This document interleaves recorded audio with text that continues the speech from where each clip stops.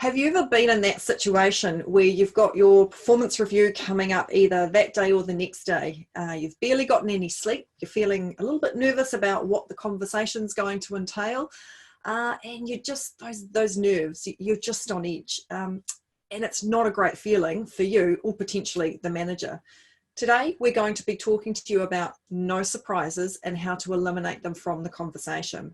And this is all about having that shared conversation between employees and managers. So welcome to the first part of our 3-step future-focused conversation framework.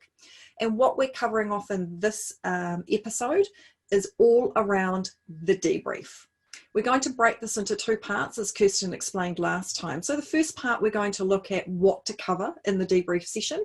The second part, I'll be sharing some conversation tips with you. And we're just remembering that, good leaders are always about communicating with their teams, both formally and informally. And so in this debrief section, this isn't about deep diving into everything you'll be covering, because the idea being that this work should have been done in the lead up to this conversation. The idea being, when we walk into these conversations, there are no surprises for anyone. I love no surprises, and that is one thing, Sarah, isn't it? For you and I, our absolute pet hate but pet love is all around that surprise element, is we just don't want any surprises held when you're having these conversations with your team members, and it creates so much anxiety and so much apprehensive and so much cynicism. So what we want to do in this debrief stage is make sure that we haven't been a lazy leader, that we have actually been communicating the whole way through with those daily check-ins or checking in at least weekly, so there are 0 surprises when you come into these areas. We want people to be coming into these future focused conversations actually feeling empowered, feeling in control. They know what's going to be covered. So in the debrief section is the part where we're debriefing what's happened in the past.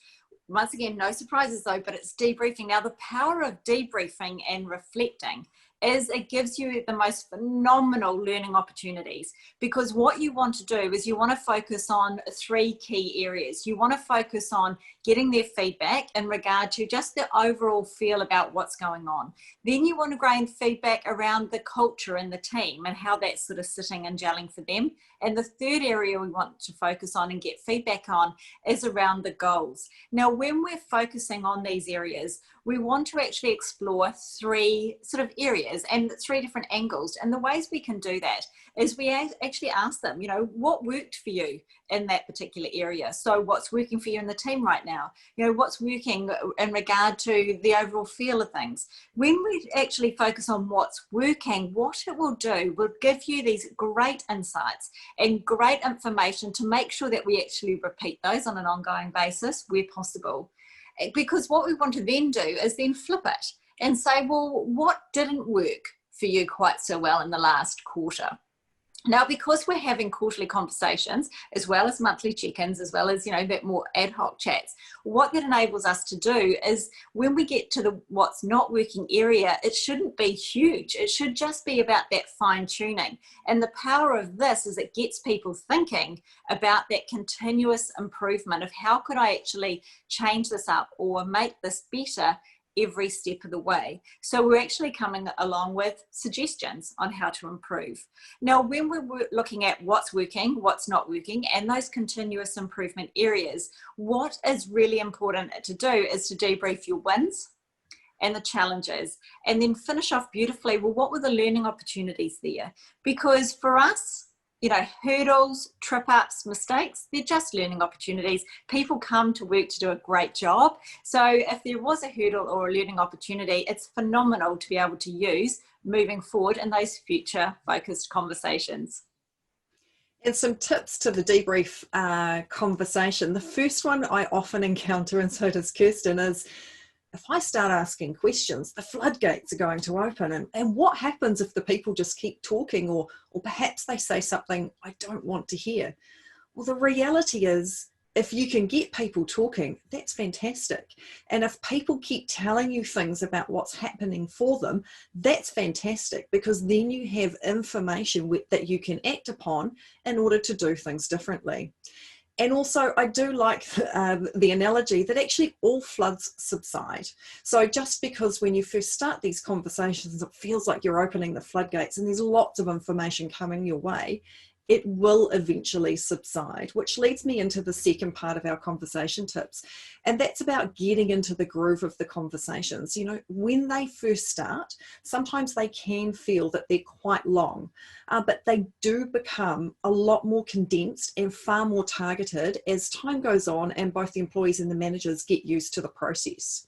And speaking of getting used to the process, tip number 3 is this can be a little bit unnerving for both the manager and the employee. And just remember, the conversation's not a race. It's about the quality of the information and making sure that if there's extra time required on a particular area, that the real focus is around what's in it for the person so that they feel like they're being cared and listened to, and you get that payoff in the end. The other thing to always remember, well, tip number 4, is around those open-ended questions. The debrief is just the perfect place to be using those open-ended questions and getting their feedback first before you comment. The other thing we want to consider is around our talk time. This will clearly depend on how new the person is to their role and where they are in their development cycle. So you may have to tailor how you go about the conversation, but we really want the individual doing as much of the talking as we can possibly have take place during this conversation. And our last tip that we want to share with you is around being present. So being really active in the conversation and seeing how the person is responding or reacting in terms of their body language and cues and facials and so forth. There could be some extra questions that you need to be asking along the way.